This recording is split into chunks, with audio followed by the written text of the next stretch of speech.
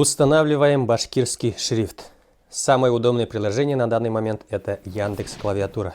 Вчера я записал видео, опубликовал, рассказал там про SwiftKey, такую клавиатуру, но ВКонтакте Ренат и Камила мне сразу написали, попробуйте Яндекс. Я вчера скачал, тестировал, и реально Яндекс очень-очень удобен и всем рекомендую. Там не только есть башкирский шрифт, но и казахский, кыргызский. Очень удобное приложение. Давайте его скачаем и установим. Пишем в поисковике Apple Store, Google Store или Play Market слово Яндекс Клавиатура, скачиваем ее и открываем. Тут настройки по вашему усмотрению. Итак, самый главный пункт это языки. Пишем нужный нам язык, в данном случае башкирский.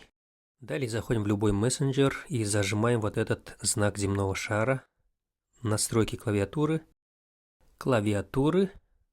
Я клавиатура, разрешить полный доступ. Разрешаем.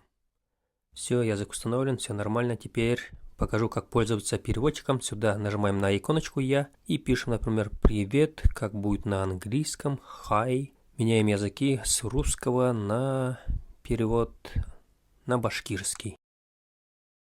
Пишем на русском «Привет», как будет на башкирском.